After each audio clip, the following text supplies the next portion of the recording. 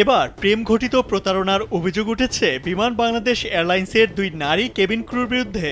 দুর্বলতার সুযোগ নিয়ে নগদ অর্থ, স্বর্ণালংকার হাতিয়ে নেয়ার অভিযোগ করেছেন বিমানের বিজনেস ক্লাসের দুই যাত্রী। তাদের একজন বিচার চেয়ে বিমানের ব্যবস্থাপনা পরিচালকের কাছে লিখিত আবেদনও জানিয়েছেন, অপরজন অভিযোগের পাশাপাশি মামলা করেছেন আদালতে।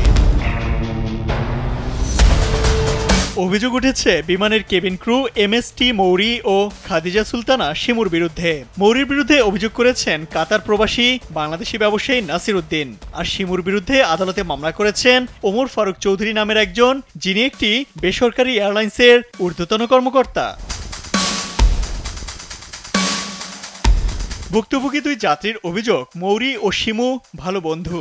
তারা পরিকল্পনা করে অধিকাংশ সময় একই ফ্লাইটে দায়িত্ব নেন, সখ্যতা গড়ে তোলেন বিজনেস ক্লাসের যাত্রীদের সঙ্গে। প্রেমের প্রস্তাব এবং বিয়ের প্রলোভনে হাতিয়ে নেন নগদ অর্থ, স্বর্ণ, আইফোন সহ মূল্যবান মালামাল। তবে বিয়ের চাপ দিলেই সটকে পড়েন তারা।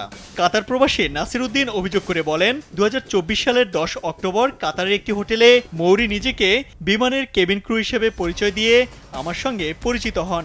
তখন আমার স্ট্যাটাস দেখে কমিটেড রিলেশনে যেতে ইচ্ছা প্রকাশ করে। এরপর বিভিন্ন সময়ে আমার কাছে শপিং করে দিতে আবদার করে এবং আমি তা করেও দেই। এর মধ্যে গত জুনে তিনি মৌরির জন্মদিনে গিফট হিসেবে আইফোন 16 কিনে দেন বলেও জানান ওই ব্যবসায়ী।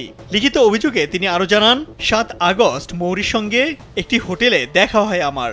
তখন মৌরি বলেন, আমি একজনের সঙ্গে 2 মাসের বেশি রিলেশনে থাকি না, টেস্ট চেঞ্জ করতে ভালো লাগে। এটা বলে চলে গিয়ে আমাকে ব্লক করে দেন। এরপর আর যোগাযোগ করেনি আমার সাথে। এদিকে গত 20 জুলাই কেবিন ক্রু খাদিজা সুলতানা শিমুর বিরুদ্ধে বিয়ের প্রলোভন, হানি ট্র্যাপ ও ব্ল্যাকমেইলের মাধ্যমে 22 লাখ টাকা আত্মসাতের অভিযোগে ঢাকার আদালতে মামলা করেছেন ওমর ফারুক চৌধুরী। অভিযোগটি আমলে নিয়ে উত্তরা পশ্চিম থানা পুলিশকে তদন্তের নির্দেশ দিয়েছেন আদালত।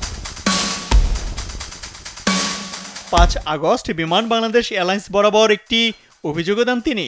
তবে অভিযোগ অস্বীকার করে কেবিন ক্রু মৌরি জানান, তিনি কারো সঙ্গে প্রতারণা করেননি, সব অভিযোগ মিথ্যে।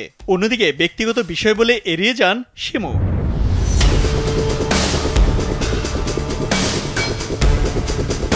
বিমান বাংলাদেশ এয়ারলাইন্সের সংশ্লিষ্টরা জানান, বেশ কয়েক বছর ধরে বিমানের কেবিন ক্রুদের বিরুদ্ধে এ ধরনের প্রতারণার কথা শোনা যাচ্ছে, কিন্তু এবার দুজনের বিরুদ্ধে সুনির্দিষ্ট অভিযোগ পাওয়া গেছে। গুরুত্ব দিয়ে এর তদন্ত চলছে। অভিযোগ প্রমাণিত হলে চাকরিবিধি অনুযায়ী ব্যবস্থা নেওয়া হবে।